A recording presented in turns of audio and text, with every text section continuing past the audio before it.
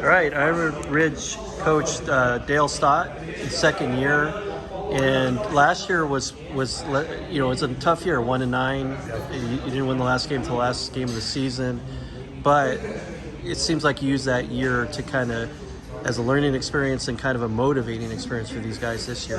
Definitely very motivating. I didn't want to have those same feelings again. I'd never experienced it in my career as a coach, and it was tough. But these guys were very resilient. They kept their morale up, and they turned that into motivation to work harder for this year. And they really put the time in and worked hard. And they're a different team now. Right.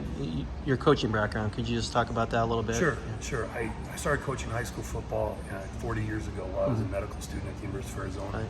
Coached for Will Kramer at Santa Rita for 4 years, and then I took a hiatus while I did my residency and got my practice going. And then I coached with Ray Hosner at Pineview High School in St. George, Utah for almost 20 years. And that was a great experience. We worked with some really good coaches there, including Gary Croton, who taught me a lot, and Coach Hosner himself, who taught me a lot.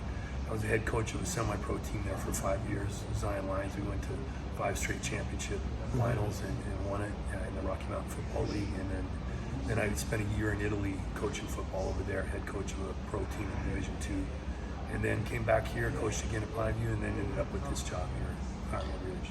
Yeah, I know I interviewed you last year, but let me ask you again, what drew you back to Tucson and into this program? Well, I have children that live here and a granddaughter that lives here, and I was raised in Tucson. My dad was a professor at Arizona, so I'm a Wildcat fan, and I just love the area. So that brought me back, and I played at Amphi High School on a state championship team, and it's kind of my dream to come back to that district and coach a team. So it just seemed like a good fit. You played for Coach Friedley then? Actually, I played for Coach Jerry Loper. Oh, okay. Friedley came the next year, but we won a state championship in '75. A lot of people don't 75, remember that, but yes. yeah, I was with Jim Cron and some other good players, Ricky Ellison, and a lot of good players. Yeah, can you believe that's coming up on 50 years? It's crazy. Yeah, it's hard to believe for sure. So, I mean, Coach Loper, I mean, I know I've talked to you about this before. How important was he to your coaching development? He was really important to my coaching development. He was a great role model, a great coach, quiet leader with a great strength. And his head assistant was a guy by the name of Jake Rowden, who used to be a defensive coordinator at Arizona. And his wife passed away in an accident, so he went back to coaching high school ball. Was very close to him, and he was a real role model and mentor for me as well.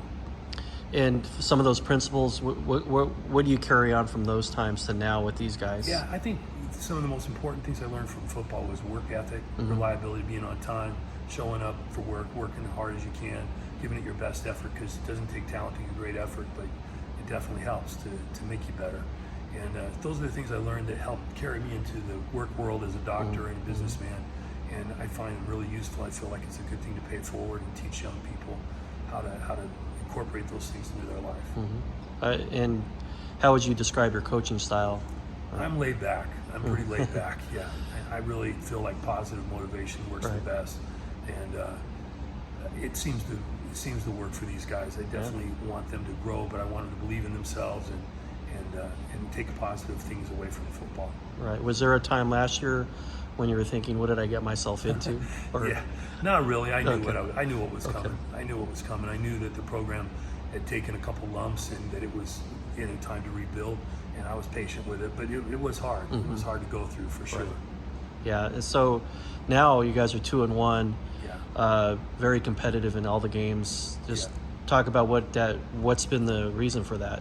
Well, I think the kids have bought into the system. They realize that the hard work pays off. That the law of the harvest is a real deal. You get back what you put in. They put the time in the weight room, so they believe in themselves that they've earned the right to win. And I think it took that for them to believe that they were worthy of a win. That, and then they know the offense and the defense, and I tried to implement more this year than I did last year. Last year was pretty bare bones because we went through like 5 quarterbacks. Right. This year we have a returning guy in Dom Norris. He grasps the offense. He's throwing the ball great, and we just got better and better. And I think our offense is much more explosive than it was a year ago. We couldn't put any points up, and now we don't have any trouble scoring. And I think defensively we're far better than we were as well. And just in every aspect of the game, special teams, you name it, we got a great kicker. Yeah. So. What about the student body, the support of the staff, and so forth? Yeah, that seems to change as well. And, we have a new principal that just last year came, and he's doing a great job. And new AD this year, and everybody's very supportive. But mostly, I see the student body is excited. They came out to our scrimmage and packed the house for a scrimmage, you know, and it went nuts. We haven't even won a game at home yet, so I can hardly imagine what that's going to be like. So the student body's been very supportive. We're excited about that, and we want to win for them. Right, and we're standing here in this weight room that you said wasn't here before, or not like this anyway. Just talk about that, what that means to have a weight room that's nice like this. And I think you said you're expanding a little bit. To show you that as well, the next room. But yeah, when I got here, the weight room had fallen into disrepair. There was a bunch of cable machines with the cables broken. The weights didn't match. The bars were bent and old. The benches all were torn and ripped, and the upholstery torn up. So we set our sights on getting enough money raised to put a new weight room in, and we got a little bit from the district, and then we put the rest in ourselves. I put some of my own in, and we raised enough to transform it into a really good room, and then we're working on the other room as well, so we have 2 good sized weight rooms for the student body and as well as for the football team. Great. I mean, this is an example of improved facilities means a lot to a program. It's great for morale. You know, they take pride in where they're at. They're like, oh, instead of disrepair, this isn't ghetto. This is the top of the line, and they start to believe that they're in a good place, because they are in a great place. It's a great place to play, great place to go to school, great place to coach. So we just need to get going. Yes, and you are getting going, but we are. I'm sure you're not where you want to be yet. So no, we got to get better for sure. Right. So you're still working towards that, but a 2-1 start is great, and